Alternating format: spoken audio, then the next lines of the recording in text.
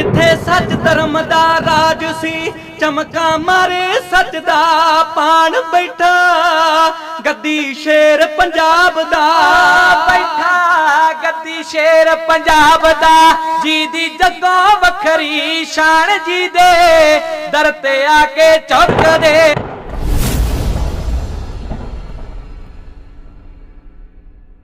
ਵਾਹਿਗੁਰੂ ਜੀ ਕਾ ਖਾਲਸਾ ਵਾਹਿਗੁਰੂ ਜੀ ਕੀ ਫਤਿਹ। ਪੰਜ ਦਰਿਆਵਾਂ ਦਾ ਸ਼ੇਰ ਦਸਤਾਵੇਜੀ ਦੇ ਇਸ ਦੂਜੇ ਐਪੀਸੋਡ ਵਿੱਚ ਅਸੀਂ ਆਪ ਸਭ ਨੂੰ ਜੀ ਆਇਆਂ ਨੂੰ ਆਖਦੇ ਹਾਂ। ਜਿਵੇਂ ਕਿ ਤੁਸੀਂ ਜਾਣਦੇ ਹੋ ਕਿ ਇਸ ਦਸਤਾਵੇਜੀ ਵਿੱਚ ਅਸੀਂ ਆਪ ਸਭ ਦੇ ਨਾਲ ਸ਼ੇਰੇ ਪੰਜਾਬ ਮਹਾਰਾਜਾ ਰਣਜੀਤ ਸਿੰਘ ਦੇ ਰਾਜ ਪ੍ਰਬੰਧ ਬਾਰੇ ਜਾਣਕਾਰੀ ਸਾਂਝਿਆਂ ਕਰ ਰਹੇ ਹਾਂ। ਪਹਿਲੇ ਐਪੀਸੋਡ ਵਿੱਚ ਅਸੀਂ ਆਪ ਸਭ ਦੇ ਨਾਲ ਸ਼ੇਰੇ ਪੰਜਾਬ ਮਹਾਰਾਜਾ ਰਣਜੀਤ ਸਿੰਘ ਦੇ ਇਨਸਾਫ ਅਤੇ ਬਰਾਬਰੀ ਵਾਲੇ ਰਾਜ, ਉਸ ਰਾਜ ਦੇ ਵਿਦੇਸ਼ੀਕਰਨ ਦੇ, ਸਿਹਤ ਸਹੂਲਤਾਂ, ਐਜੂਕੇਸ਼ਨ ਸਿਸਟਮ ਅਤੇ ਉਸ ਰਾਜ ਵਿੱਚ ਕਲਾ ਦੇ ਵਿਕਾਸ ਦੇ ਬਾਰੇ ਜਾਣਕਾਰੀ ਸਾਂਝਿਆ ਕੀਤੀ ਸੀ। ਇਸ ਦੂਜੇ ਐਪੀਸੋਡ ਦੇ ਵਿੱਚ ਅਸੀਂ ਆਪ ਸਭ ਦੇ ਨਾਲ ਮਹਾਰਾਜਾ ਰਣਜੀਤ ਸਿੰਘ ਦੇ ਰਾਜ ਵੇਲੇ ਦੇ ਖੇਤੀਬਾੜੀ ਪ੍ਰਬੰਧ, ਵਪਾਰ, ਫੌਜੀ ਤਾਕਤ ਅਤੇ ਮਹਾਰਾਜਾ ਰਣਜੀਤ ਸਿੰਘ ਦੀ ਆਪਣੀ ਸ਼ਖਸੀਅਤ ਦੇ ਬਾਰੇ ਜਾਣਕਾਰੀ ਸਾਂਝਿਆ ਕਰਨ ਜਾ ਰਹੇ ਹਾਂ। ਸ਼ੇਰੇ ਪੰਜਾਬ ਮਹਾਰਾਜਾ ਰਣਜੀਤ ਸਿੰਘ ਦੇ ਰਾਜ ਦੇ ਵਿੱਚ ਖੇਤੀਬਾੜੀ ਨੇ ਜਿੰਨੀ ਤਰੱਕੀ ਕੀਤੀ, ਪੰਜਾਬ ਦੇ ਇਤਿਹਾਸ ਦੇ ਵਿੱਚ ਕਦੇ ਵੀ ਇੰਨੀ ਤਰੱਕੀ ਖੇਤੀਬਾੜੀ ਵਿੱਚ ਨਹੀਂ ਸੀ ਹੋਈ। ਇਸ ਦੇ ਕਈ ਸਾਰੇ ਕਾਰਨ ਸਨ, ਜਿਨ੍ਹਾਂ ਦੇ ਵਿੱਚ ਸਭ ਤੋਂ ਪਹਿਲਾ ਅਤੇ ਵੱਡਾ ਕਾਰਨ ਇਹ ਸੀ ਕਿ ਹੁਣ ਪੰਜਾਬ ਦੇ ਵਾਸੀਆਂ ਨੂੰ ਖਾਧਾ ਪੀਤਾ ਲਾਹੇ ਦਾ ਬਾਕੀ ਅਹਿਮਦ ਸ਼ਾਹੇ ਦਾ ਨਹੀਂ ਸੀ ਕਹਿਣਾ ਪੈਂਦਾ। ਜਿਹੜੇ ਸੱਜਣ ਇਸ ਕਹਾਵਤ ਦੇ ਬਾਰੇ ਨਹੀਂ ਜਾਣਦੇ, ਉਹਨਾਂ ਦੀ ਜਾਣਕਾਰੀ ਵਾਸਤੇ ਇਹ ਦੱਸ ਦਈਏ ਕਿ ਪਿਛਲੀਆਂ 9 ਸਦੀਆਂ ਤੋਂ ਪੰਜਾਬ ਦੇ ਉੱਤੇ ਲਹਿੰਦੇ ਵੱਲੋਂ ਹੋ ਰਹੇ ਬਾਹਰੀ ਹਮਲਾਵਰਾਂ ਦੇ ਹਮਲਿਆਂ ਦੇ ਕਰਕੇ ਪੰਜਾਬ ਦੇ ਲੋਕ ਬਾਰ-ਬਾਰ ਲਤਾੜੇ ਅਤੇ ਲੁੱਟੇ ਜਾਂਦੇ ਸਨ।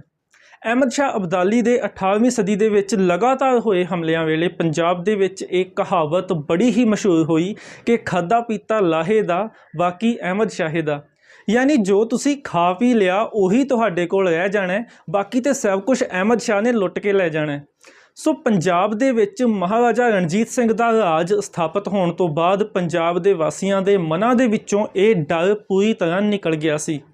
ਹੁਣ ਪੰਜਾਬ ਦੇ ਲੋਕ ਇਸ ਗੱਲ ਨੂੰ ਚੰਗੀ ਤਰ੍ਹਾਂ ਜਾਣਦੇ ਸਨ ਕਿ ਪੰਜਾਬ ਦੇ ਵਿੱਚ ਸਰਕਾਰ ਇੰਨੀ ਮਜ਼ਬੂਤ ਹੈ, ਆਪਣੀ ਫੌਜੀ ਤਾਕਤ ਇੰਨੀ ਮਜ਼ਬੂਤ ਹੈ ਕਿ ਕੋਈ ਵੀ ਬਾਹਰੀ ਹਮਲਾਵਰ ਆ ਕੇ ਹੁਣ ਪੰਜਾਬ ਦੇ ਵਾਸੀਆਂ ਨੂੰ ਲੁੱਟ ਨਹੀਂ ਸੀ ਸਕਦਾ। ਪੰਜਾਬ ਦੇ ਲੋਕਾਂ ਨੇ ਜਿੰਨੀ ਵੀ ਮਿਹਨਤ ਕਰਨੀ ਸੀ, ਜਿੰਨੀ ਵੀ ਖੇਤਾਂ ਦੇ ਵਿੱਚ ਫਸਲ ਦੀ ਪ੍ਰੋਡਕਸ਼ਨ ਹੋਣੀ ਸੀ, ਉਹ ਪੰਜਾਬ ਦੇ ਲੋਕਾਂ ਦੀ ਆਪਣੀ ਕਮਾਈ ਹੀ ਬਣਨੀ ਸੀ। ਸੋ ਇਸ ਕਰਕੇ ਪੰਜਾਬ ਦੇ ਕਿਸਾਨ ਹੋਰ ਵੀ ਜ਼ਿਆਦਾ ਮਿਹਨਤ ਦੇ ਨਾਲ ਖੇਤਾਂ ਵਿੱਚ ਕੰਮ ਕਰਿਆ ਕਰਦੇ। ਸ਼ੇਰੇ ਪੰਜਾਬ ਦੇ ਰਾਜ ਤੋਂ ਪਹਿਲਾਂ ਪੰਜਾਬ ਦੇ ਵਿੱਚ ਬਹੁਤੀ ਜ਼ਮੀਨ ਤੇ ਫਸਲਾਂ ਨੂੰ ਮੀਂਹ ਦਾ ਹੀ ਆਸਰਾ ਹੁੰਦਾ ਸੀ। ਜੇ ਕਿਸੇ ਸਾਲ ਮੀਂਹ ਵਧੀਆ ਪੈ ਜਾਂਦਾ ਤੇ ਫਸਲ ਵਧੀਆ ਹੋ ਜਾਂਦੀ, ਜੇ ਮੀਂਹ ਸਹੀ ਸਮੇਂ ਤੇ ਨਾ ਪੈਂਦਾ ਜਾਂ ਘੱਟ ਪੈਂਦਾ ਤੇ ਫਸਲ ਘੱਟ ਰਹਿ ਜਾਂਦੀ ਸੀ। ਸ਼ੇਰੇ ਪੰਜਾਬ ਮਹਾਰਾਜਾ ਰਣਜੀਤ ਸਿੰਘ ਨੇ ਇਸ ਦਾ ਹੱਲ ਲੱਭਣ ਵਾਲੇ ਪਾਸੇ ਧਿਆਨ ਦਿੱਤਾ। ਇਸ ਲਈ ਸਭ ਤੋਂ ਪਹਿਲਾਂ ਦੁਆਬੇ ਅਤੇ ਮਾਝੇ ਦੇ ਇਲਾਕੇ ਦੇ ਵਿੱਚ ਖੂਹ ਪੁੱਟਵਾਏ ਗਏ। ਖੂਹ ਪੁੱਟਣ ਵਾਸਤੇ ਜ਼ਿਮੀਂਦਾਰਾਂ ਨੂੰ ਸਰਕਾਰ ਵੱਲੋਂ ਖੁੱਲ੍ਹੀ ਮਦਦ ਦਿੱਤੀ ਗਈ। ਖੂਹਾਂ ਤੋਂ ਬਾਅਦ ਸ਼ੇਰੇ ਪੰਜਾਬ ਦਾ ਧਿਆਨ ਪੰਜਾਬ ਦੇ ਦਰਿਆਵਾਂ ਵਾਲੇ ਪਾਸੇ ਗਿਆ। ਉਹਨਾਂ ਦਾ ਇਹ ਵਿਚਾਰ ਸੀ ਕਿ ਪੰਜਾਬ ਦੇ ਦਰਿਆਵਾਂ ਦੇ ਪਾਣੀਆਂ ਨੂੰ ਖੇਤਾਂ ਦੀ ਸਿੰਚਾਈ ਦੇ ਵਾਸਤੇ ਵਰਤਿਆ ਜਾ ਸਕਦਾ ਹੈ। ਆਪਣੇ ਇਸ ਵਿਚਾਰ ਨੂੰ ਅਮਲ ਵਿੱਚ ਲਿਆਉਣ ਵਾਸਤੇ ਉਹਨਾਂ ਵੱਲੋਂ ਸਭ ਤੋਂ ਪਹਿਲੀ ਨਹਿਰ ਲਾਹੌਰ ਦੇ ਨੇੜੇ ਪਿੰਡ ਗੰਡਾ ਸਿੰਘ ਵਾਲਾ ਦੇ ਕੋਲੋਂ ਪੁੱਟਵਾਈ ਗਈ, ਜਿਸ ਨੂੰ ਵਾਹਾ ਗੰਡਾ ਸਿੰਘ ਵਾਲਾ ਦਾ ਨਾਮ ਦਿੱਤਾ ਗਿਆ। ਇਸ ਨਹਿਰ ਦੇ ਪਾਣੀ ਨਾਲ ਲਾਹੌਰ ਦੇ ਇਲਾਕੇ ਦੇ ਪਿੰਡਾਂ ਦੀ ਸਿੰਚਾਈ ਕੀਤੀ ਜਾਂਦੀ ਸੀ। ਇਸ ਤੋਂ ਬਾਅਦ 2 ਨਹਿਰਾਂ ਰਾਵੀ ਦਰਿਆ ਦੇ ਵਿੱਚੋਂ ਪੁੱਟਵਾਈਆਂ ਗਈਆਂ। ਇਸ ਤੋਂ ਬਾਅਦ ਪੂਰੇ ਰਾਜ ਦੇ ਵਿੱਚ ਵੱਡੀ ਗਿਣਤੀ ਦੇ ਵਿੱਚ ਨਹਿਰਾਂ ਪੁੱਟਣ ਦਾ ਕੰਮ ਆਰੰਭਿਆ ਗਿਆ। ਸ਼ੇਰੇ ਪੰਜਾਬ ਨੇ ਆਪਣੇ ਰਾਜ ਨੂੰ 4 ਸੂਬਿਆਂ ਵਿੱਚ ਵੰਡਿਆ ਹੋਇਆ ਸੀ: ਸੂਬਾ ਲਾਹੌਰ, ਸੂਬਾ ਮੁਲਤਾਨ, ਸੂਬਾ ਕਸ਼ਮੀਰ ਅਤੇ ਸੂਬਾ ਪੇਸ਼ਾਵਰ। ਅੱਗੇ ਇਹੀ 4 ਸੂਬਿਆਂ ਨੂੰ 26 ਪਰਗਨੇ ਯਾਨੀ ਜ਼ਿਲ੍ਹਿਆਂ ਦੇ ਵਿੱਚ ਵੰਡਿਆ ਗਿਆ। General report upon the administration of Punjab ਦੇ ਮੁਤਾਬਕ ਮਹਾਰਾਜਾ ਰਣਜੀਤ ਸਿੰਘ ਦੇ ਰਾਜ ਦੇ ਹਰ ਪਰਗਨੇ ਦੇ ਵਿੱਚ ਕਈ ਨਹਿਰਾਂ ਨਿਕਲਦੀਆਂ ਸਨ। ਅਲੈਗਜ਼ੈਂਡਰ ਬਰਨਸ ਜਦੋਂ 11 ਜਨਵਰੀ ਸਨ 1832 ਦੇ ਵਿੱਚ ਮਾਝੇ ਵਿੱਚੋਂ ਲੰਘਿਆ ਤੇ ਉਸਨੇ ਆਪਣੇ ਸਫ਼ਰਨਾਮੇ ਟਰੈਵਲਸ ਇਨਟੂ ਬੁਖਾਰਾ ਦੇ ਵਿੱਚ ਲਿਖਿਆ ਕਿ ਮਾਝੇ ਦੀ ਹਰਿਆਲੀ ਅਤੇ ਵਧੇਰੀ ਉਪਜ ਦਾ ਕਾਰਨ ਇੱਥੇ ਨਹਿਰਾਂ ਦਾ ਪਾਣੀ ਹੈ। ਇਹਨਾਂ ਨਹਿਰਾਂ ਅਤੇ ਖੂਹਾਂ ਦੇ ਕਰਕੇ ਸ਼ੇਰੇ ਪੰਜਾਬ ਦੇ ਰਾਜ ਦੇ ਵਿੱਚ ਬਹੁਤਿਆਂ ਥਾਵਾਂ ਦੇ ਉੱਤੇ ਪਾਣੀ ਦੀ ਸਮੱਸਿਆ ਦਾ ਹੱਲ ਹੋ ਗਿਆ। ਤੇ ਪੰਜਾਬ ਦੇ ਵਿੱਚ ਅਨਾਜ, ਫਲ ਅਤੇ ਸਬਜ਼ੀਆਂ ਦੀ ਉਪਜ ਦੇ ਵਿੱਚ ਬਹੁਤ ਵਾਧਾ ਹੋਇਆ। ਡਾਕਟਰ ਹੌਨਿੰਗਬਰਗਰ ਲਿਖਦੇ ਹਨ ਕਿ ਖਾਲਸਾ ਰਾਜ ਦੇ ਵਿੱਚ ਇੰਨੀ ਤਰ੍ਹਾਂ ਦੇ ਫਲ ਅਤੇ ਸਬਜ਼ੀਆਂ ਪੈਦਾ ਹੁੰਦੇ ਹਨ ਜਿਨ੍ਹਾਂ ਦੇ ਨਾਮ ਤੋਂ ਵੀ ਸੰਸਾਰ ਦੀ ਜਨਤਾ ਜਾਣੂ ਨਹੀਂ ਹੈ।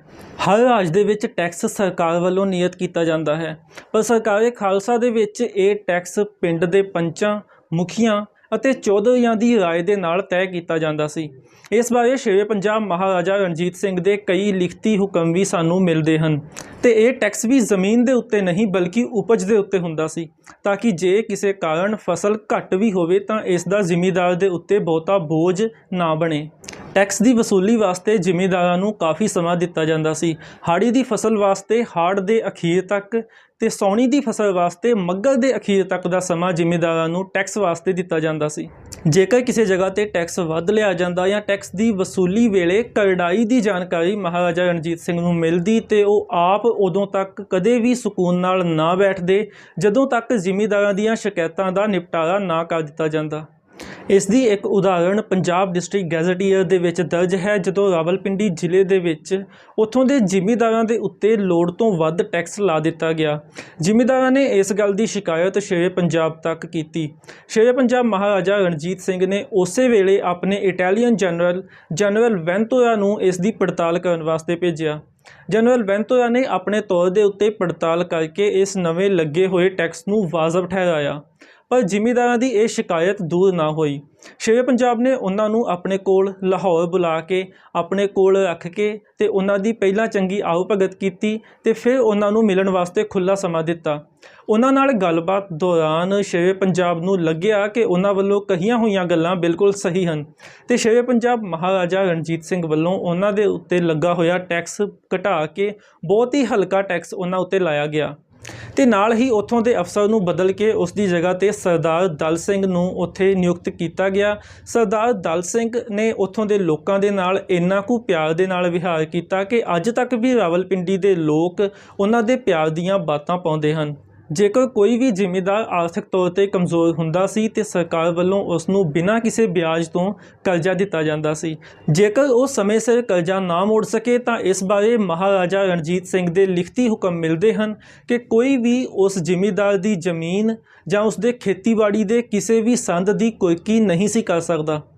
ਸਨ 1836 ਦੇ ਵਿੱਚ ਜਦੋਂ ਸ਼ਹਿਜ਼ਾਦਾ ਖੜਕ ਸਿੰਘ ਇੱਕ ਮੁਹਿੰਮ ਦੇ ਉੱਤੇ ਮੁਲਤਾਨ ਵੱਲ ਜਾਣ ਲੱਗੇ ਤਾਂ ਸ਼ੇਰੇ ਪੰਜਾਬ ਮਹਾਰਾਜਾ ਰਣਜੀਤ ਸਿੰਘ ਨੇ ਉਹਨਾਂ ਨੂੰ ਹੁਕਮ ਕੀਤਾ ਕਿ ਜਾਂਦੇ ਹੋਏ ਖਾਸ ਤੌਰ ਦੇ ਉੱਤੇ ਘੋੜਸਵਾਰ ਫੌਜਾਂ ਤੋਂ ਫਸਲਾਂ ਦਾ ਬਚਾਅ ਕਰਕੇ ਜਾਇਆ ਜਾਵੇ ਤਾਂ ਕਿ ਕਿਸੇ ਵੀ ਜ਼ਿਮੀਂਦਾਰ ਦੀ ਫਸਲ ਖਰਾਬ ਨਾ ਹੋਵੇ। ਨਾਲ ਹੀ ਆਪਣੀਆਂ ਘੋੜਸਵਾਰ ਫੌਜਾਂ ਨੂੰ ਮਹਾਰਾਜਾ ਰਣਜੀਤ ਸਿੰਘ ਦਾ ਹੁਕਮ ਹੁੰਦਾ ਸੀ ਕਿ ਜਦੋਂ ਅਨਾਜ ਦੀਆਂ ਮੁੰਜਰਾਂ ਨੂੰ ਦਾਣਾ ਪੈ ਜਾਵੇ ਤੇ ਪਰੇਡ ਵਾਸਤੇ ਕਦੇ ਵੀ ਛਾਉਣੀ ਤੋਂ ਬਾਹਰ ਨਾ ਜਾਓ ਤਾਂ ਕਿ ਕਿਤੇ ਵੀ ਫਸਲਾਂ ਦਾ ਨੁਕਸਾਨ ਨਾ ਹੋਵੇ। ਸਿਰਫ ਮਹਾਰਾਜਾ ਰਣਜੀਤ ਸਿੰਘ ਹੀ ਨਹੀਂ, ਉਹਨਾਂ ਦੀ ਅਗਵਾਈ ਦੇ ਵਿੱਚ ਤਿਆਰ ਹੋਏ ਅਫਸਰ ਵੀ ਆਪਣੀ ਆਵਾਮ ਦੇ ਦੁੱਖ ਨੂੰ ਉਸੇ ਤਰ੍ਹਾਂ ਹੀ ਸਮਝਦੇ ਸਨ। ਇਸ ਬਾਰੇ ਇੱਕ ਘਟਨਾ ਸਰ ਲੈਪਲ ਗ੍ਰਿਫਿਨ ਨੇ ਆਪਣੀ ਕਿਤਾਬ ਪੰਜਾਬ ਚੀਫ ਦੇ ਵਿੱਚ ਦਰਜ ਕੀਤੀ ਹੈ।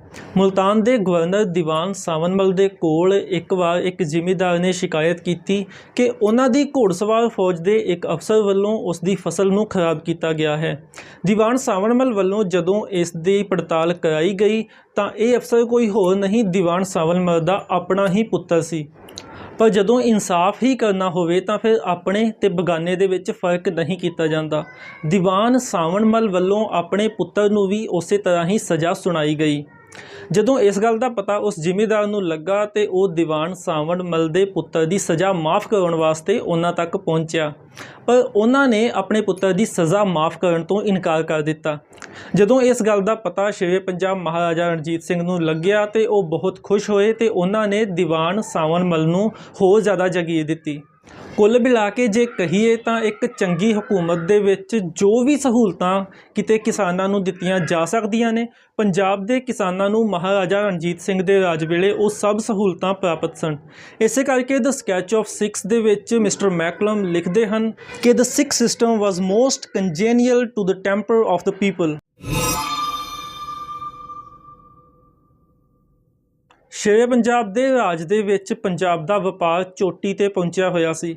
ਪੰਜਾਬ ਦੇ ਵਪਾਰ ਨੇ ਇੰਨੀ ਕੁ ਤਰੱਕੀ ਕੀਤੀ ਕਿ ਇੱਥੋਂ ਦਾ ਬਣਿਆ ਹੋਇਆ ਸਮਾਨ Hindustan, Afghanistan, Balkh, Bukhara, England, France ਸਮੇਤ ਕਈ ਯੂਰਪੀਅਨ ਦੇਸ਼ਾਂ ਦੇ ਵਿੱਚ ਵੀ ਫੈਲ ਗਿਆ। ਖੇਤੀਬਾੜੀ ਵਾਂਗ ਹੀ ਇਸ ਦੇ ਵੀ ਤਰੱਕੀ ਦੀ ਵੱਡੀ ਵਜ੍ਹਾ ਪੰਜਾਬ ਦੇ ਵਿੱਚ ਸ਼ਾਂਤੀ ਦਾ ਹੋਣਾ ਸੀ।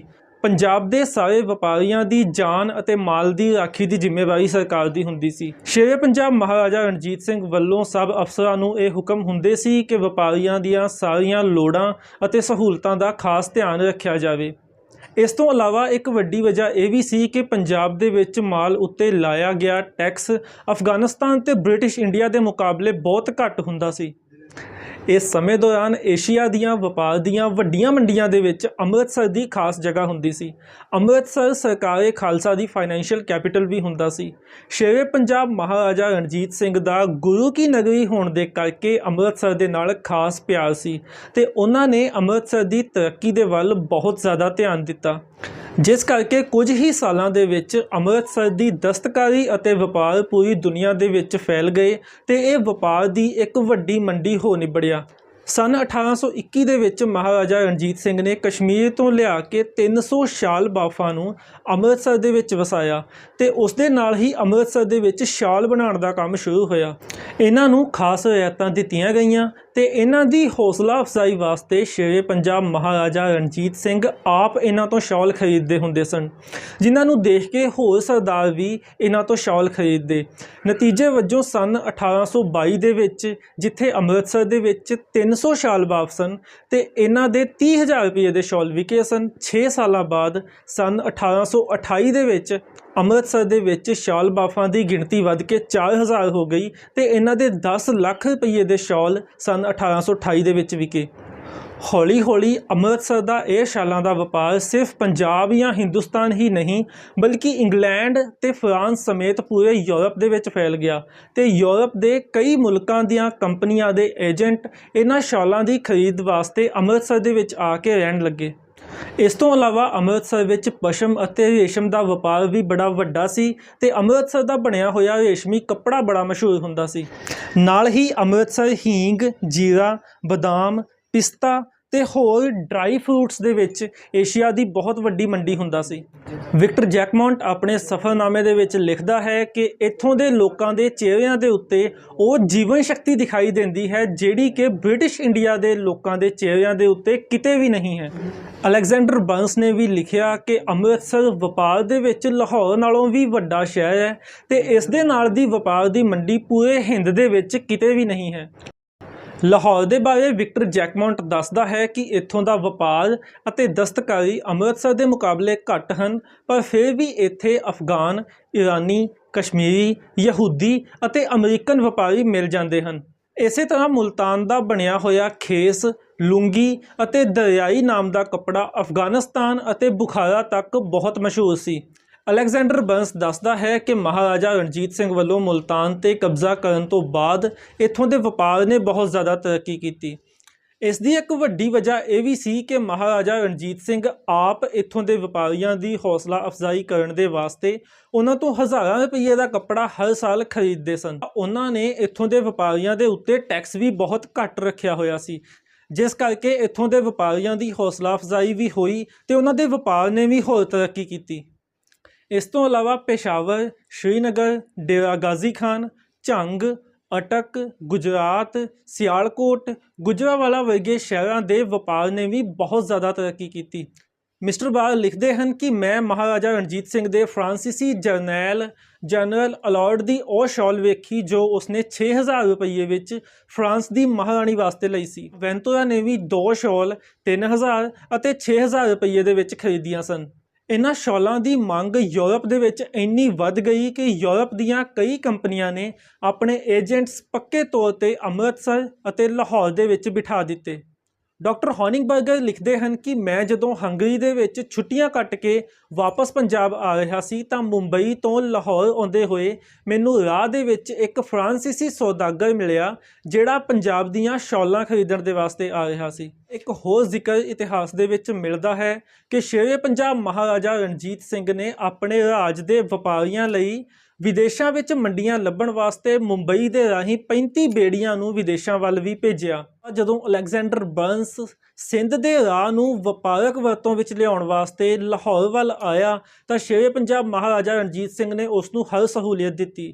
ਸ਼ੇਰੇ ਪੰਜਾਬ ਮਹਾਰਾਜਾ ਰਣਜੀਤ ਸਿੰਘ ਪੰਜਾਬ ਦੇ ਵਪਾਰੀਆਂ ਦੀ ਤਰੱਕੀ ਦੇ ਵਾਸਤੇ ਹਰ ਸੰਭਵ ਕਾਰਜ ਕਰਦੇ ਰਹਿੰਦੇ ਤਾਂ ਕਿ ਪੰਜਾਬ ਦੇ ਵਪਾਰੀਆਂ ਨੂੰ ਵਿਦੇਸ਼ਾਂ ਦੇ ਵਿੱਚ ਚੰਗੀਆਂ ਮੰਡੀਆਂ ਮਿਲ ਸਕਣ ਅਤੇ ਵਪਾਰ ਹੋਰ ਤਰੱਕੀ ਵੱਲ ਵਧੇ।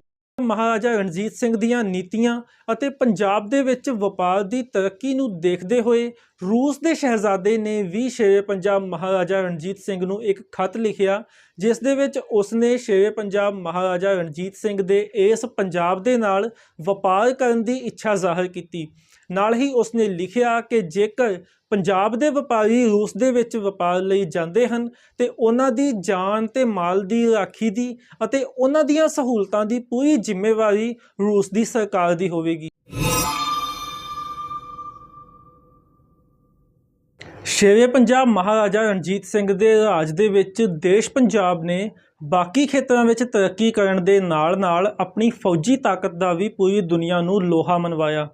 ਜਿੱਥੇ ਦੇਸ਼ ਪੰਜਾਬ ਦੀਆਂ ਫੌਜਾਂ ਨੇ ਬੜੇ ਲੰਮੇ ਸਮੇਂ ਤੋਂ ਪੰਜਾਬ ਦੇ ਉੱਤੇ ਹੋ ਰਹੇ ਹਮਲਿਆਂ ਨੂੰ ਰੋਕਿਆ, ਉੱਥੇ ਨਾਲ ਹੀ ਨਾਲ ਦੇਸ਼ ਪੰਜਾਬ ਦੀਆਂ ਹੱਦਾਂ ਜੰਮੂ ਕਸ਼ਮੀਰ ਤੋਂ ਮਿਠਨਕੋਟ ਤੇ ਤਿੱਬਤ ਤੋਂ ਦਰਾ ਖੈਬਰ ਤੱਕ ਫੈਲਾ ਦਿੱਤੀਆਂ।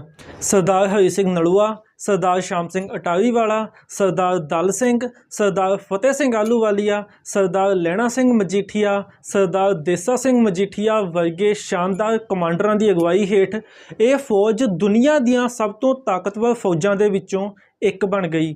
ਸ਼ੇਰੇ ਪੰਜਾਬ ਦੇ ਰਾਜ ਦੀ ਪੂਰੀ ਚੜ੍ਹਾਈ ਵੇਲੇ ਉਹਨਾਂ ਦੀ ਰੈਗੂਲਰ ਤੇ ਇਰੈਗੂਲਰ ਫੌਜ ਦੀ ਕੁੱਲ ਗਿਣਤੀ 1,23,000 ਦੇ ਕਰੀਬ ਸੀ। ਇਹ ਗਿਣਤੀ ਇੰਨੀ ਕੁ ਸੀ ਕਿ ਪੂਰੇ ਸਾਊਥ ਏਸ਼ੀਆ ਦੇ ਵਿੱਚ ਇਸ ਦੇ ਮੁਕਾਬਲੇ ਖੜਨ ਵਾਲੀ ਕੋਈ ਵੀ ਫੌਜੀ ਤਾਕਤ ਨਹੀਂ ਸੀ। ਅੰਗਰੇਜ਼ ਵੀ ਇਸ ਦੇ ਮੁਕਾਬਲੇ ਆਪਣੀ ਕੋਈ ਵੀ ਫੌਜ ਖੜੀ ਨਹੀਂ ਸਨ ਕਰ ਸਕਦੇ। ਸ਼ੇਰੇ ਪੰਜਾਬ ਮਹਾਰਾਜਾ ਰਣਜੀਤ ਸਿੰਘ ਇੱਕ ਗੱਲ ਨੂੰ ਬੜੀ ਚੰਗੀ ਤਰ੍ਹਾਂ ਜਾਣਦੇ ਸਨ ਕਿ ਅੱਜ ਨਹੀਂ ਤੇ ਕੱਲ੍ਹ ਉਹਨਾਂ ਦੀਆਂ ਫੌਜਾਂ ਨੂੰ ਬ੍ਰਿਟਿਸ਼ ਫੌਜਾਂ ਦੇ ਮੁਕਾਬਲੇ 'ਤੇ ਖੜਾ ਹੋਣਾ ਪਏਗਾ। ਉਹ ਇਸ ਗੱਲ ਨੂੰ ਸਮਝਦੇ ਸਨ ਕਿ ਜੇਕਰ ਇੱਕ ਡਿਸਿਪਲਿਨਡ ਫੌਜ ਦਾ ਮੁਕਾਬਲਾ ਕਰਨਾ ਹੈ ਤੇ ਉਹਨਾਂ ਦੀਆਂ ਫੌਜਾਂ ਨੂੰ ਵੀ ਡਿਸਿਪਲਿਨਡ ਹੋਣਾ ਪਏਗਾ। ਇਸ ਕਰਕੇ ਮਹਾਰਾਜਾ ਰਣਜੀਤ ਸਿੰਘ ਨੇ ਆਪਣੀਆਂ ਫੌਜਾਂ ਦੇ ਵਿੱਚ ਕਵਾਇਤਦਾਨ ਪਲਟਨਾ ਬਣਾਉਣ ਦੀ ਕਾਰਵਾਈ ਸ਼ੁਰੂ ਕੀਤੀ। ਇਸ ਵਾਸਤੇ 19ਵੀਂ ਸਦੀ ਦੇ ਸ਼ੁਰੂ ਵਿੱਚ ਹੀ ਖਾਲਸਾ ਫੌਜਾਂ ਦੇ ਵਿੱਚੋਂ ਕੁਝ ਸਿਪਾਹੀ ਜਾ ਕੇ ਅੰਗਰੇਜ਼ੀ ਫੌਜ ਦੇ ਵਿੱਚ ਭਰਤੀ ਹੋਏ। ਉੱਥੋਂ ਦੀ ਕਵਾਇਦ ਪੂਰੀ ਤਰ੍ਹਾਂ ਸਿੱਖ ਕੇ ਉਹ ਅੰਗਰੇਜ਼ੀ ਫੌਜ ਛੱਡ ਕੇ ਦੁਬਾਰਾ ਫਿਰ ਆ ਕੇ ਖਾਲਸਾ ਫੌਜ ਦੇ ਵਿੱਚ ਹੀ ਭਰਤੀ ਹੋ ਗਏ ਤੇ ਉਹਨਾਂ ਨੇ ਆਪਣੀ ਫੌਜ ਨੂੰ ਟ੍ਰੇਨਡ ਕਰਨਾ ਸ਼ੁਰੂ ਕੀਤਾ। ਇਸ ਤਰ੍ਹਾਂ ਮਹਾਰਾਜਾ ਰਣਜੀਤ ਸਿੰਘ ਦੀ ਫੌਜ ਦੇ ਵਿੱਚ ਪਹਿਲੀਆਂ ਕਵਾਇਤਦਾਨ ਬਟਾਲੀਅਨਾਂ ਬਣਨੀਆਂ ਸ਼ੁਰੂ ਹੋਈਆਂ। ਕੁਝ ਇਤਿਹਾਸਕਾਰ ਇਹ ਵੀ ਕਹਿੰਦੇ ਹਨ ਕਿ ਮਹਾਰਾਜਾ ਰਣਜੀਤ ਸਿੰਘ ਦੀ ਕਵਾਇਤਦਾਨ ਫੌਜ ਜਨਰਲ ਵੈਂਤੂਰਾ ਅਤੇ ਜਨਰਲ ਅਲੌਡ ਦੇ ਆਉਣ ਤੋਂ ਬਾਅਦ ਬਣੀ, ਪਰ ਜੇਕਰ ਇਤਿਹਾਸਕ ਤੱਥਾਂ ਨੂੰ ਦੇਖੀਏ ਤਾਂ ਇਹ ਗੱਲ ਸਹੀ ਨਹੀਂ ਜਾਪਦੀ, ਕਿਉਂਕਿ ਸੰਨ 1803 ਦੇ ਵਿੱਚ ਹੋਈ ਝੰਗ ਦੀ ਲੜਾਈ ਦੇ ਵਿੱਚ ਵੀ ਖਾਲਸਾ ਫੌਜਾਂ ਦੀਆਂ ਇਹਨਾਂ ਕਵਾਇਤਦਾਨ ਬਟਾਲੀਅਨਾਂ ਦੀ ਵਰਤੋਂ ਕੀਤੀ ਗਈ। Catalogue of Khalsa Darbar records ਦੇ ਵਿੱਚ ਅਜਿਹੇ ਪੇਰੋਲਸ ਮਿਲਦੇ ਹਨ ਜਿਨ੍ਹਾਂ ਤੋਂ ਸਾਬਤ ਹੁੰਦਾ ਹੈ ਕਿ ਸੰਨ 1807 ਦੇ ਵਿੱਚ ਅਜਿਹੀਆਂ 3 ਬਟਾਲੀਅਨਾਂ ਖਾਲਸਾ ਫੌਜ ਦੇ ਵਿੱਚ ਮੌਜੂਦ ਸਨ। 1808 ਦੇ ਵਿੱਚ ਜਦੋਂ ਮਿਸਟਰ ਮੈਟਕਾਫ ਕਸੂਰ ਦੇ ਵਿੱਚ ਸ਼ੇਰੇ ਪੰਜਾਬ ਮਹਾਰਾਜਾ ਰਣਜੀਤ ਸਿੰਘ ਨੂੰ ਮਿਲਿਆ ਤੇ ਉਸਨੇ ਗਵਰਨਰ ਜਨਰਲ ਨੂੰ ਲਿਖੀ ਹੋਈ ਆਪਣੀ ਚਿੱਠੀ ਦੇ ਵਿੱਚ ਜ਼ਿਕਰ ਕੀਤਾ ਕਿ ਮੈਂ ਸ਼ੇਰੇ ਪੰਜਾਬ ਮਹਾਰਾਜਾ ਰਣਜੀਤ ਸਿੰਘ ਦੀ ਫੌਜ ਦੇ ਵਿੱਚ ਅਜਿਹੀਆਂ 5 ਬਟਾਲੀਅਨਾਂ ਦੇਖੀਆਂ ਹਨ। ਸੰਨ 1812 ਦੇ ਵਿੱਚ ਲਾਹੌਰ ਆਏ ਸਰ ਡੇਵਿਡ ਅਖਤਰ ਲੋਨੀ ਨੇ ਵੀ ਆਪਣੀ ਚਿੱਠੀ ਦੇ ਵਿੱਚ ਤਕਰੀਬਨ ਅਜਿਹਾ ਹੀ ਜ਼ਿਕਰ ਕੀਤਾ। ਸੰਨ 1822 ਦੇ ਵਿੱਚ ਜਿਸ ਵੇਲੇ ਜਨਰਲ ਵੈਂਤੂਰਾ ਅਤੇ ਜਨਰਲ ਅਲੌਡ ਆ ਕੇ ਖਾਲਸਾ ਫੌਜਾਂ ਦੇ ਵਿੱਚ ਭਰਤੀ ਹੋਏ, ਉਸ ਵੇਲੇ ਇਸ ਕਵਾਇਤਦਾਨ ਫੌਜ ਨੂੰ ਹੋਰ ਜ਼ਿਆਦਾ ਮਜ਼ਬੂਤੀ ਜ਼ਰੂਰ ਮਿਲੀ, ਪਰ ਇਹ ਫੌਜਾਂ ਉਹਨਾਂ ਦੇ ਆਉਣ ਤੋਂ ਤਕਰੀਬਨ 19 ਸਾਲ ਪਹਿਲਾਂ ਹੀ ਤਿਆਰ ਹੋ ਚੁੱਕੀਆਂ ਸਨ। ਇਹਨਾਂ ਫੌਜਾਂ ਨੂੰ ਤਿਆਰ ਕਰਨ ਦੇ ਵਿੱਚ ਮਹਾਰਾਜਾ ਰਣਜੀਤ ਸਿੰਘ ਨੂੰ ਇੱਕ ਵੱਡੀ ਮੁਸ਼ਕਲ ਇਹ ਆਈ ਕਿ ਬਹੁਤੇ ਸਿੱਖ ਡਰਿਲ ਅਤੇ ਪਰੇਡ ਨੂੰ ਪਸੰਦ ਨਹੀਂ ਸਨ ਕਰਦੇ। ਖਾਲਸੇ ਦਾ ਸਿੱਧਾ ਤਲਵਾਰਾਂ ਸੂਤ ਕੇ ਵੈਰੀ ਦੇ ਉੱਤੇ ਜਾ ਪੈਣ ਦਾ ਤਰੀਕਾ ਹੀ ਉਹਨਾਂ ਨੂੰ ਸਹੀ ਲੱਗਦਾ ਸੀ, ਪਰ ਸ਼ੇਰੇ ਪੰਜਾਬ ਮਹਾਰਾਜਾ ਰਣਜੀਤ ਸਿੰਘ ਇੱਕ ਵਿਜ਼ਨਰੀ ਲੀਡਰ ਸਨ ਤੇ ਉਹ ਇਹਨਾਂ ਫੌਜਾਂ ਨੂੰ ਤਿਆਰ ਕਰਨ ਦੀ ਜ਼ਰੂਰਤ ਨੂੰ ਬੜੀ ਚੰਗੀ ਤਰ੍ਹਾਂ ਸਮਝਦੇ ਸਨ। ਇਸ ਲਈ ਇਸ ਸਮੱਸਿਆ ਦਾ ਹੱਲ ਉਹਨਾਂ ਨੇ ਇਹ ਕੱਢਿਆ ਕਿ ਉਹ ਆਪ ਰੋਜ਼ ਸਵੇਰੇ ਜਾ ਕੇ ਕਵਾਇਤਦਾਨ ਫੌਜਾਂ ਦੀ ਪਰੇਡ ਨੂੰ ਦੇਖਿਆ ਕਰਦੇ। ਉਸ ਪਰੇਡ ਦੇ ਵਿੱਚ ਚੰਗਾ ਕਰਨ ਵਾਲੇ ਸਿਪਾਹੀਆਂ ਨੂੰ ਉਹ ਜਗੀਰਾਂ ਅਤੇ ਇਨਾਮ ਦਿਆ ਕਰਦੇ, ਜਿਸ ਕਰਕੇ ਦੇਖੋ ਦੇਖੀ ਹੋਰ ਵੀ ਫੌਜੀਆਂ ਨੇ ਕਵਾਇਤਦਾਨ ਫੌਜ ਵਿੱਚ ਭਰਤੀ ਹੋਣਾ ਸ਼ੁਰੂ ਕਰ ਦਿੱਤਾ ਤੇ ਇਸ ਤਰ੍ਹਾਂ ਇਹ ਸਮੱਸਿਆ ਵੀ ਦੂਰ ਹੋ ਗਈ।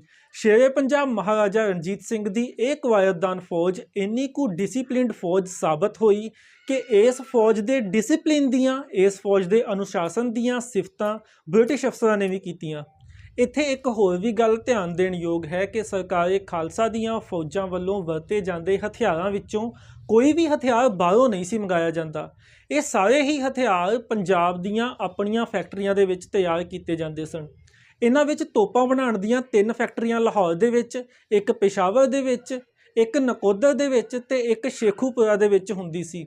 ਚਾਰਲਸ ਹਿਊਗਲ ਬੈਰਨ ਨੇ ਜਿਸ ਵੇਲੇ ਸਿੱਖਾਂ ਦੀਆਂ ਇਹ ਤੋਪਾਂ ਅਤੇ ਇਹਨਾਂ ਤੋਪਾਂ ਵੱਲੋਂ ਲਾਏ ਜਾਂਦੇ ਨਿਸ਼ਾਨੇ ਦੇਖੇ ਤਾਂ ਉਸਨੇ ਇਹਨਾਂ ਦੀ ਬੜੀ ਖੁੱਲ੍ਹ ਦਿਲੀ ਦੇ ਨਾਲ ਸਿਫਤ ਕੀਤੀ।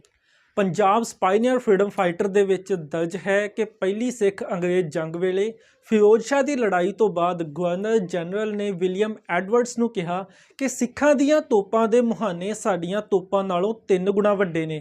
ਅਜਿਹੀਆਂ ਤੋਪਾਂ ਅੱਜ ਤੱਕ ਯੂਰਪ ਦੇ ਵਿੱਚ ਕਿਸੇ ਜੰਗ ਦੇ ਦੌਰਾਨ ਵੀ ਨਹੀਂ ਵਰਤੀਆਂ ਗਈਆਂ।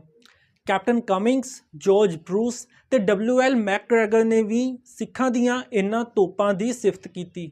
18 ਅਗਸਤ 1852 ਨੂੰ ਬ੍ਰਿਟਿਸ਼ ਹਕੂਮਤ ਵੱਲੋਂ ਤਿਆਰ ਕੀਤੀ ਗਈ ਇੱਕ ਰਿਪੋਰਟ ਦੇ ਵਿੱਚ ਲਿਖਿਆ ਗਿਆ ਕਿ ਸਰਕਾਰ ਖਾਲਸਾ ਵੱਲੋਂ ਚੱਲਦੇ ਹੋਏ ਹਥਿਆਰਾਂ ਦੇ ਕਾਰਖਾਨੇ ਬੜੀ ਸਫਲਤਾ ਨਾਲ ਚੱਲਦੇ ਸਨ।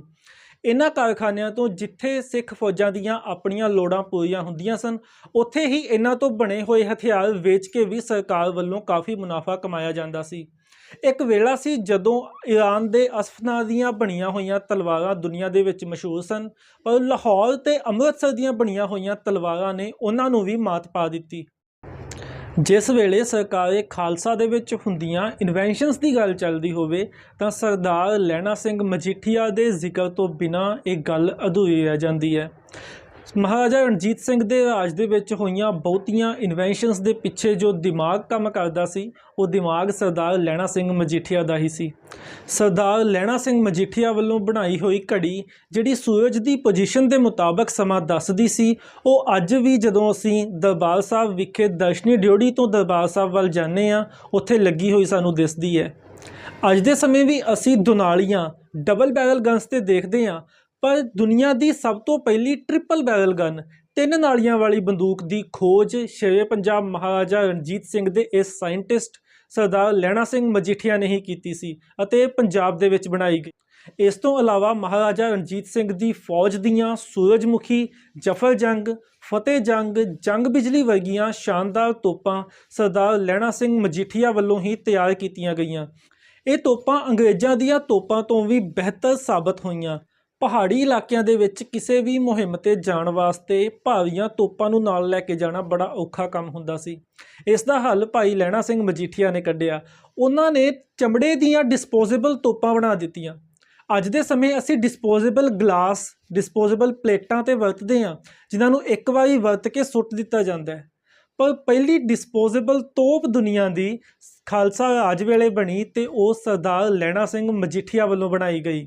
ਇਹ ਤੋਪਾਂ ਭਾਰ ਦੇ ਵਿੱਚ ਬੜੀਆਂ ਹਲਕੀਆਂ ਹੁੰਦੀਆਂ ਸਨ ਤੇ ਇਹਨਾਂ ਨੂੰ ਇੱਕ ਵਾਰੀ ਵਰਤੋਂ ਤੋਂ ਬਾਅਦ ਸੁੱਟ ਦਿੱਤਾ ਜਾਂਦਾ ਸੀ।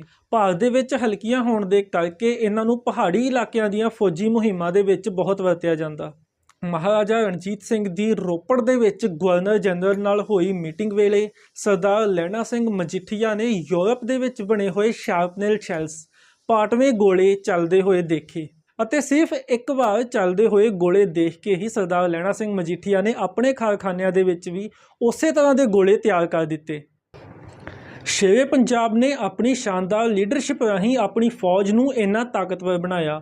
ਉਹ ਇਸ ਗੱਲ ਨੂੰ ਚੰਗੀ ਤਰ੍ਹਾਂ ਸਮਝਦੇ ਸਨ ਕਿ ਕਿਸੇ ਵੀ ਫੌਜ ਨੂੰ ਤਿਆਰ ਕਰਨ ਦੇ ਵਿੱਚ ਇੱਕ ਆਗੂ ਦੀ ਜ਼ਿੰਮੇਵਾਰੀ ਕਿਸ ਤਰ੍ਹਾਂ ਦੀ ਹੁੰਦੀ ਹੈ। ਮਿਸਟਰ ਮੈਕਗ੍ਰੈਗਰ ਇਸ ਦੇ ਬਾਰੇ ਲਿਖਦੇ ਹਨ ਕਿ ਕਿਸੇ ਵੀ ਜੰਗੀ ਮੁਹਿੰਮ ਤੇ ਜਾਣ ਵੇਲੇ ਸ਼ੇਰੇ ਪੰਜਾਬ ਸਭ ਤੋਂ ਅੱਗੇ ਹੁੰਦੇ ਸਨ ਤੇ ਵਾਪਸ ਆਉਣ ਵੇਲੇ ਉਹ ਸਭ ਤੋਂ ਪਿੱਛੇ ਹੁੰਦੇ ਸਨ।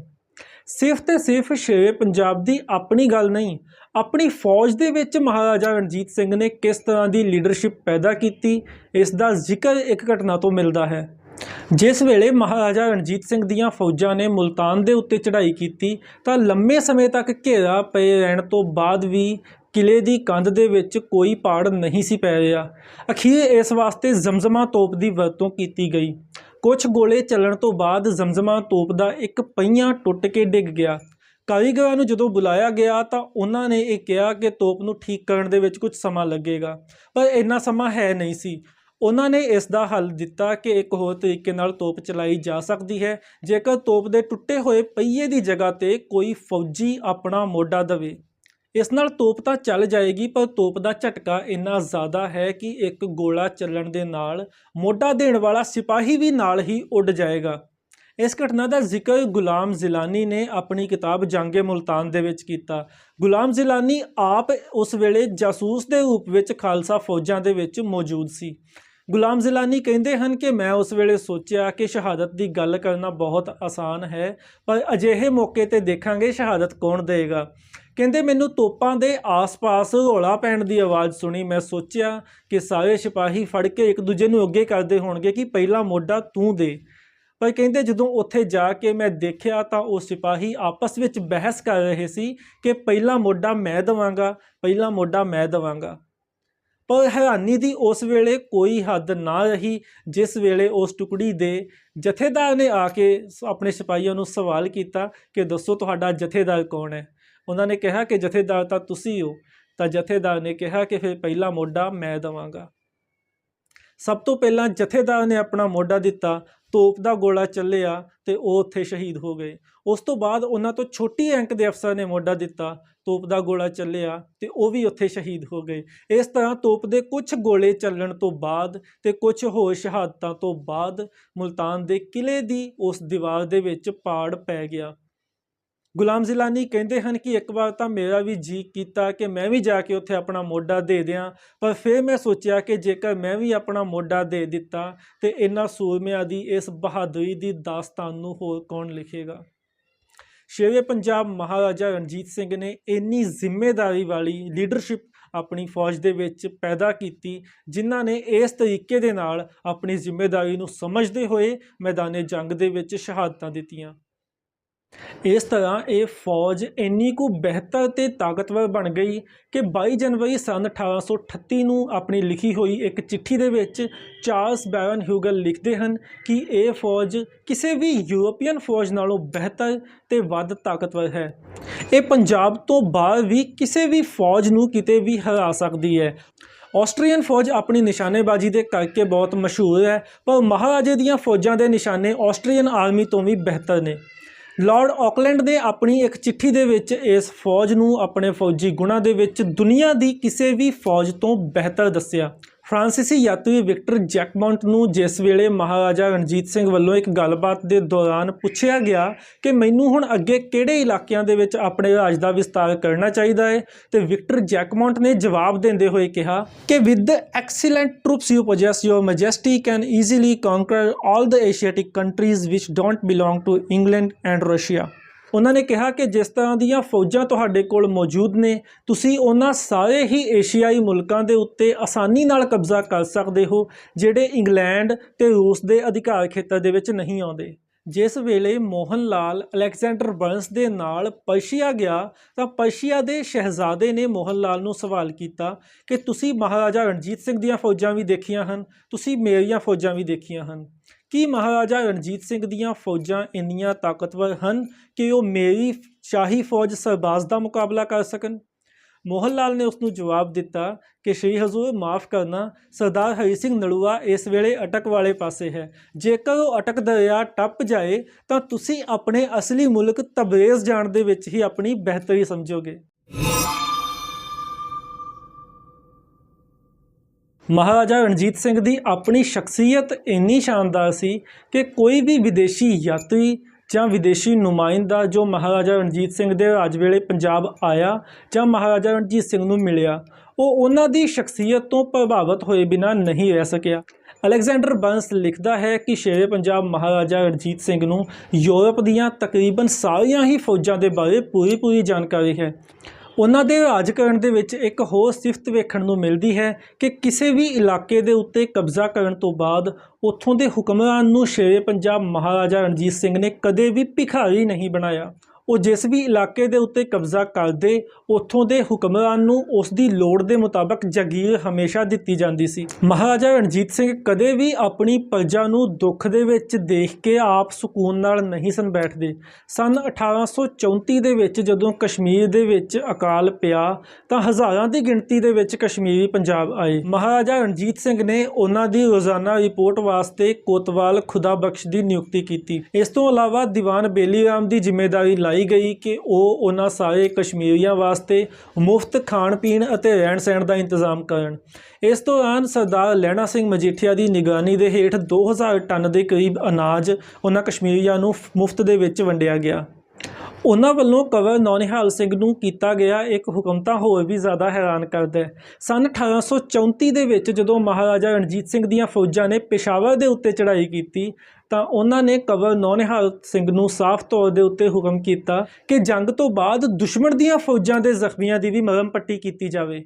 ਇੱਕ ਹੋਰ ਇਤਿਹਾਸਕਾਰ ਲਿਖਦਾ ਹੈ ਕਿ ਸ਼ੇਰੇ ਪੰਜਾਬ ਨੇ ਖਾਮ-ਖਾਹ ਆਪਣੇ ਹੱਥਾਂ ਦੇ ਉੱਤੇ ਖੂਨ ਦੇ ਦਾਗ ਨਹੀਂ ਲੱਗਣ ਦਿੱਤੇ। ਬਗੈਰ ਕਿਸੇ ਦੇ ਉੱਤੇ ਜ਼ੁਲਮ ਕੀਤਿਆਂ ਐਡੀ ਵੱਡੀ ਹਕੂਮਤ ਕਾਇਮ ਕਰਨ ਦੀ ਮਿਸਾਲ ਦੁਨੀਆ ਦੇ ਵਿੱਚ ਹੋਰ ਕਿਤੇ ਨਹੀਂ ਮਿਲਦੀ। ਮਿਸਟਰ ਹੈਨਰੀ ਐਡਵਰਡਸ ਫੇਨ ਲਿਖਦੇ ਹਨ ਕਿ ਪੇਸ਼ਾਵਰ ਦੇ ਵਿੱਚ ਜਨਰਲ ਐਵਿਤਾਬਿਲ ਨੇ ਕੁਝ ਡਾਕੂਆਂ ਨੂੰ ਫਾਂਸੀ ਦੀ ਸਜ਼ਾ ਦੇ ਦਿੱਤੀ। ਜਿਸ ਤੋਂ ਬਾਅਦ ਮਹਾਰਾਜਾ ਰਣਜੀਤ ਸਿੰਘ ਨੂੰ ਜਦੋਂ ਇਸ ਦਾ ਪਤਾ ਲੱਗਾ ਤਾਂ ਉਹਨਾਂ ਨੇ ਜਨਰਲ ਐਵਿਤਾਬਿਲ ਦੀ ਜਵਾਬ ਤਲਬੀ ਕਰਕੇ ਆਪਣੀ ਨਾਰਾਜ਼ਗੀ ਪ੍ਰਗਟਾਈ। ਉਹਨਾਂ ਨੇ ਕਿਹਾ ਕਿ ਤੂੰ ਇਹਨਾਂ ਨੂੰ ਬੰਦੀ ਬਣਾ ਲੈਂਦਾ ਜਾਂ ਉਹਨਾਂ ਨੂੰ ਡਰਾ ਧਮਕਾ ਕੇ ਭਜਾ ਦਿੰਦਾ, ਫਾਂਸੀ ਦੇਣ ਦੀ ਜ਼ਰੂਰਤ ਨਹੀਂ ਸੀ। ਇਸ ਤੋਂ ਪਤਾ ਲੱਗਦਾ ਹੈ ਕਿ ਮਹਾਰਾਜਾ ਰਣਜੀਤ ਸਿੰਘ ਆਪਣੇ ਦਿਲ ਦੇ ਵਿੱਚ ਲੋਕਾਂ ਵਾਸਤੇ ਕਿੰਨੀ ਦਇਆ ਰੱਖਦੇ ਸਨ।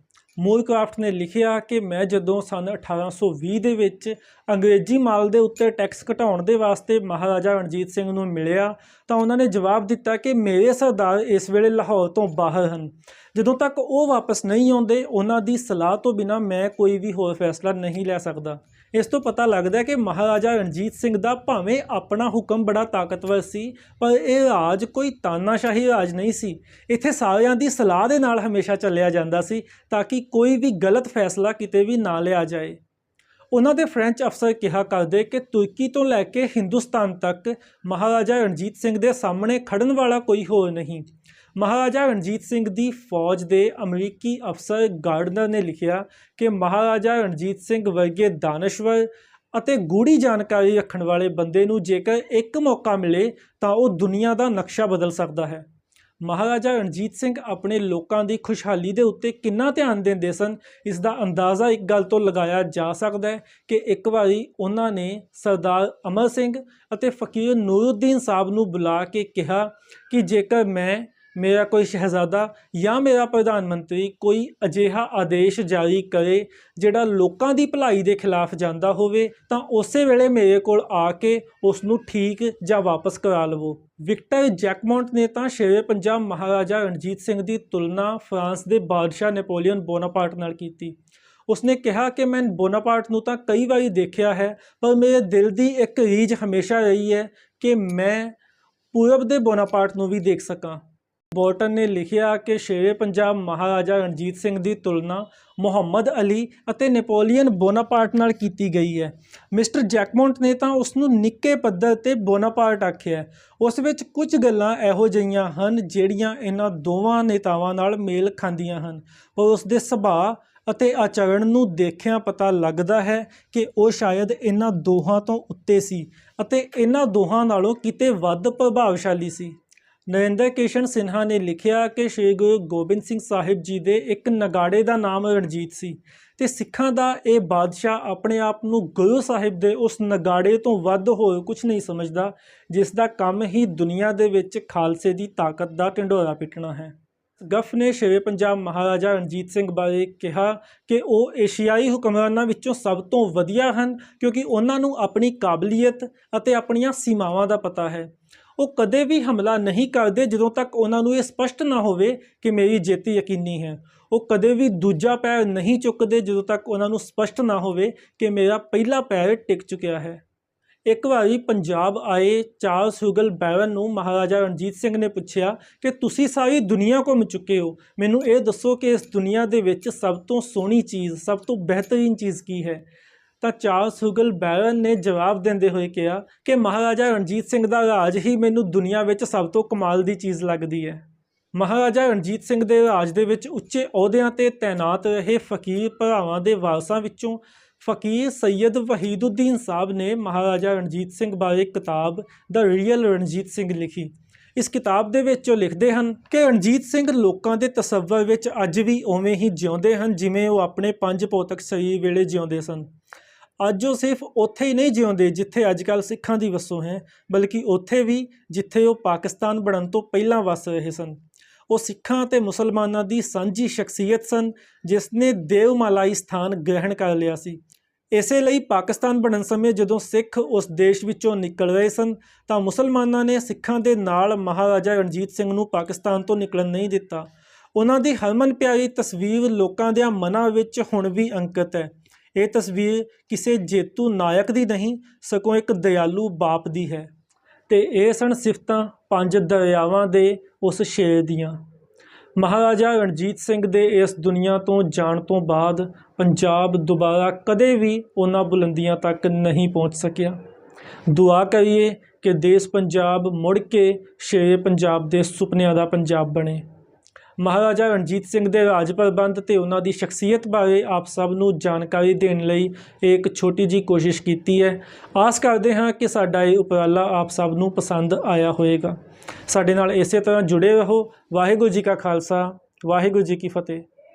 ਜਿੱਥੇ ਸੱਚ ਧਰਮ ਦਾ ਰਾਜ ਸੀ, ਚਮਕਾਂ ਮਾਰੇ ਸੱਚ ਦਾ ਪਾਣ ਬੈਠਾ, ਗੱਦੀ ਸ਼ੇਰ ਪੰਜਾਬ ਦਾ ਬੈਠਾ ਗੱਦੀ ਸ਼ੇਰ ਪੰਜਾਬ ਦਾ, ਜੀ ਦੀ ਜੱਗੋਂ ਵੱਖਰੀ ਸ਼ਾਨ, ਜੀ ਦੇ ਦਰ ਤੇ ਆ ਕੇ ਝੁਕਦੇ, ਜੀ ਦੇ ਦਰ ਤੇ ਆ ਕੇ ਝੁਕਦੇ, ਸੂਰਤ ਕਾਬਲ ਅਤੇ ਈਰਾਨ ਦਰਾ, ਖੈਬਰ ਲਾਹੌਰ ਪਸ਼ੌਰ ਸੀ, ਦਰਾ ਖੈਬਰ ਲਾਹੌਰ ਪਸ਼ੌਰ ਸੀ, ਕਟਕ ਜੰਮੂ ਸੀ ਮੁਲਤਾਨ ਤੱਕ ਕੇ, ਚੜਤ ਨਰਾਲੀ ਸ਼ੇਰ ਦੀ ਉਹ ਤੱਕ ਕੇ ਚੜਤ ਨਰਾਲੀ ਸ਼ੇਰ ਦੀ, ਲੱਖਾਂ ਵੈਰੀ ਦਿਲ ਕਬਰਾਨ 14,000 ਮਰਬਾ ਮੀਲ ਤੇ, 14,000 ਮਰਬਾ ਮੀਲ ਤੇ, ਝੁੱਲਦਾ ਕੇਸਰੀ ਪਿਆ ਨਿਸ਼ਾਨ, ਹਿੰਦੂ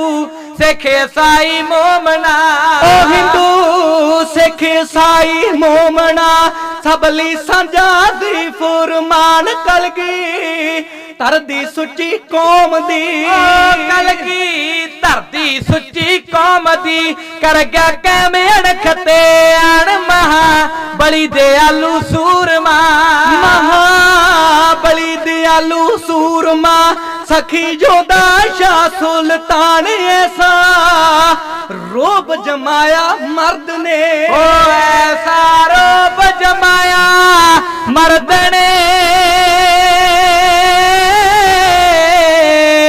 ਐਸਾ ਰੋਬ ਜਮਾਇਆ ਮਰਦ ਨੇ, ਚੁੱਕਦੇ ਵੱਡੇ ਆਕੜ ਖਾਨ ਪੰਜਾਂ ਦਰਿਆਵਾਂ ਦੀ ਧਰਤ ਤੇ, ਪੰਜਾਂ ਦਰਿਆਵਾਂ ਦੀ ਧਰਤ ਤੇ, ਚਮਕੀ ਸਿੱਖਾਂ ਦੀ ਕਿਰਪਾਨ, ਕੋਹੇ ਨੂਰ ਜੇ ਹੀਰੇ ਕੀਮਤੀ, ਕੋਹੇ ਨੂਰ ਜੇ ਹੀਰੇ ਕੀਮਤੀ, ਸਾਡੇ ਰਾਜ ਦੀ ਸ਼ਾਨ ਵਧਾਣ 40 ਸਾਲਾ ਸ਼ਾਸਨ ਕਾਲ ਚ, 40 ਸਾਲਾ ਸ਼ਾਸਨ ਕਾਲ ਚ, ਮਰਿਆ ਕੋਈ ਵੀ ਨਹੀਂ ਇਨਸਾਨ ਸੁਖੀ, ਵਸਣ ਕੌਮਾਂ ਸਾਰੀਆਂ, ਸੁਖੀ ਵਸਣ ਕੌਮਾਂ ਸਾਰੀਆਂ, ਸੌਖੀ ਸੀ ਮਾੜੇ ਦੀ ਜਾਣ, ਜੀ ਦੇ ਜੋਧੇ ਫੂਲਾ ਸਿੰਘ ਜੇ, ਜੀ ਦੇ ਜੋਧੇ ਫੂਲਾ ਸਿੰਘ ਜੇ, ਕਿਧਰੇ ਨਲੂਏ ਜੇ ਬਲਵਾਨ, ਜੀ ਦੇ ਜੋਧੇ ਫੂਲਾ ਸਿੰਘ ਜੇ, ਕਿਧਰੇ ਨਲੂਏ ਜੇ ਬਲਵਾਨ, ਜੀ ਦੇ ਸ਼ਾਮ ਸਿੰਘ ਜੇ ਸੂਰਮੇ, ਜੀ ਦੇ ਸ਼ਾਮ ਸਿੰਘ ਜੇ ਸੂਰਮੇ,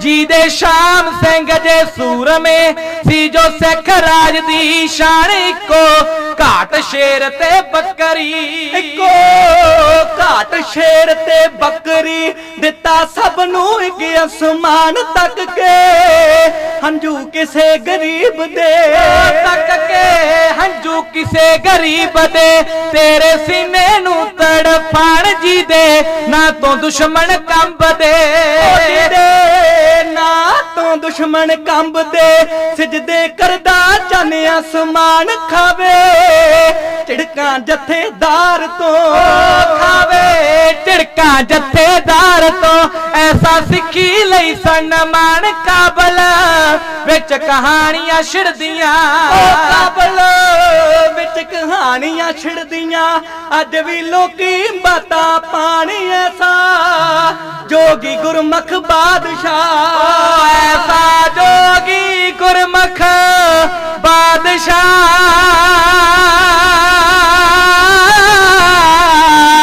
ਐਸਾ ਜੋਗੀ ਗੁਰਮੁਖ ਬਾਦਸ਼ਾਹ ਧੁੰਮਾਂ ਪਾ ਗਿਆ ਵਿੱਚ